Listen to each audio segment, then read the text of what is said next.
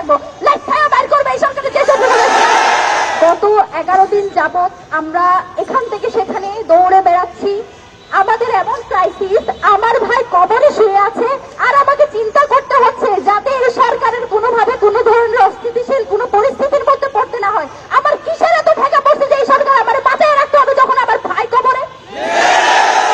আমার কিসের এত ঠেকা পড়ছে যে কোথায় কি স্যাবোটেজ হবে সেটার দায় সরকার নিবে না বলে আমাদের জনগণকে শান্ত রাখতে হবে?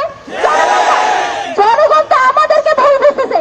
আপনারা কেউ তো আমাদের চেয়ে বেশি উসমান ভাইকে ভালোবাসেন। আমরা গত 1 বছর ধরে এই মানুষটা, আপনারা যে মানুষটাকে গত 1 সপ্তাহ যাবত চিনেন, যার জীবনী জেনে আপনারা এতখানি ব্যথিত যে এখন 11 দিন হয়ে যাওয়ার পরেও আপনারা রাজপথ ছাড়তে পারতেছেন না। উসমান হাদির এই যে 10-11 জনের যে কোর টিম, তার যে ইনকিলাব মঞ্চ, তাদের ভালোবাসা তো আপনাদের চেয়ে বেশি না? এই মানুষগুলো এখনো পর্যন্ত সরকারকে সব ধরনের সহায়তা করে যাচ্ছে এই এক শর্তে, যাতে যে উদ্দেশ্যে উসমান হাদিকে হত্যা করা হয়েছে দেশকে অস্থিতিশীল করার জন্য, যে আওয়ামী দূষণরা ভারতে বসে দেশকে অস্থিতিশীল করার যে ষড়যন্ত্র করছে সেটা যাতে সফল না হয় সেটা আমরা হতে দিচ্ছি না। মানে এই না যে আমাদের কোনো ঠেকা আছে এই সরকারকে সরকারে এখনো বসায় রাখবো আমরা, এইসব কথা চিন্তা করে। আমাদের বার্তা খুবই স্পষ্ট। আমরা এই যে বললি পদত্যাগ চাই, নামাবো, এসব আমরা শুধুমাত্র বলার জন্য বলি না। আমরা এখনো পর্যন্ত আপনাদেরকে সুযোগ দিচ্ছি শুধুমাত্র এই চিন্তা করে যাতে দেশ অস্থিতিশীল না হয়, নির্বাচন না হয়। যদি আমার ভাইয়ের বিচার হয়, আমার কিসের থেকে এই সরকারকে এখনো যে এই সরকার বিচার করতে পারে না সে নির্বাচন করবে, এটার কিসের বিশ্বাস? আর আইন উপদেষ্টা, আপনি 90 দিনের কিসের ভুগিচুকি বুঝেন? আপনার ক্ষমতা আছে কয়দিন? আপনি তো থাকবেন আর 1 মাস, আপনি 90 দিনে কেমনি কথা বলেন? আপনাকে 1 মাসের মধ্যে বিচার কার্য সম্পন্ন করতে হবে। একই সাথে যে খুনিরা শুধুমাত্র সুতার ফয়সাল, সে একেবারে শেষ ঘটি, যে শেষ কার্য ঘটিয়েছে, এই ঘটনায় স্পষ্টত রাষ্ট্রের একটা অংশ যারা এখনো পর্যন্ত ভারত এবং আওয়ামী লীগের পারপাস সার্ভ করে তারা এই কাজ ঘটিয়েছে।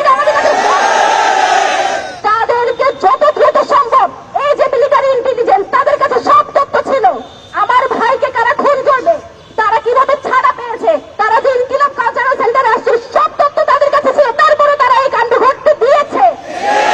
তার দায় তাদেরকে নিয়ে এখনো পর্যন্ত যে আওয়ামী দূষণরা এই সব কার্য ঘটাচ্ছে তাদেরকে অতি দ্রুত গ্রেপ্তার করতে হবে। এই ব্যাপারে কোনো সুশীলতা মানি না। আমরা এখনো পর্যন্ত স্থির আছি। বাংলাদেশের জনগণ মুখিয়ে আছে কখন ইনকিলাব মঞ্চ ঘোষণা দিবে এবং তারা রাজপথে নেমে এসে যা পারে তাই করবে। আমরা সেটা হতে দিচ্ছি না। তার মানে এই না যে আমরা শেষ পর্যন্ত দেখে যাবো যে আপনারা কি করেন। আজকে বাংলাদেশে বিভিন্ন জায়গায় হত্যা হচ্ছে, বিভিন্ন জায়গায় গুলি করে মানুষকে মেরে ফেলা হচ্ছে। যে সরকার স্থিতিশীল দেশ রাখতে পারছে না, তো স্থিতিশীলতার দোহাই দিয়ে আমরা কি সব আটকে রাখবো? আমার কোনো ঠেকা নাই যে আপনারা আমি সরকারে বসে রাখবো, লাইফ টাইম বাইর করবে এই সরকারের যে সব।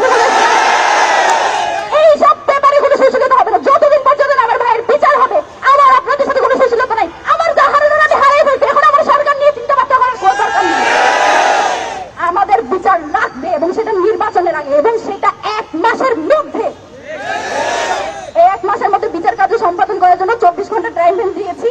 যদি না পারেন, আপনারা আরেকটা চিন্তা ভাবনা করতেছেন, সরকার তো আর বেশি দিন নাই, মাসখানেক সময় আছে, আগে ভাগে একটু পদত্যাগ করে পালাইয়া যায়। না, আপনাকে আমরা পালাইতে দিব না, দিচ্ছি না। কোনোভাবে যদি ভাবেন যে আস্তে করে পালাইয়া যাবেন, এইটা হবে না। আপনি যাবেন, যাওয়ার আগে বলে যাইতে হবে যে এখানে কে আপনাকে কাজ করতে দেয় না, কার কারণে কাজ করতে পারে না, কার সাথে লিয়াজে করে আপনি এইসব কাজ করতে। এটা আমাদের স্পষ্ট দাবি। ইনকিলাব মঞ্চ আগামী, আমরা এখন থেকে আমাদের লাগাতার কর্মসূচি থাকবে যতদিন পর্যন্ত না সব পুরো সিন্ডিকেট, বারবার বলছি, শুধুমাত্র ফয়সাল সুতার একমাত্র না, তাকে কোনো বন্ধুত্বের মাধ্যমে দেখতে চাই না, সে বিদেশে থাকলে দেশে আনতে হবে।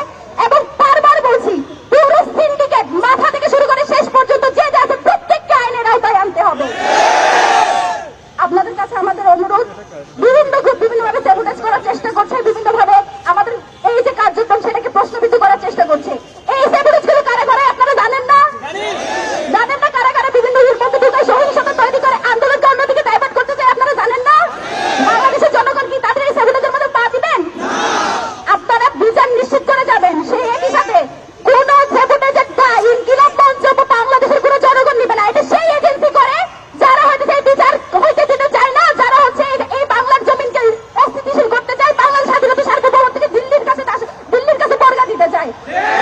আমরা তাদের সেবোটেজে কোনো পা দিব না।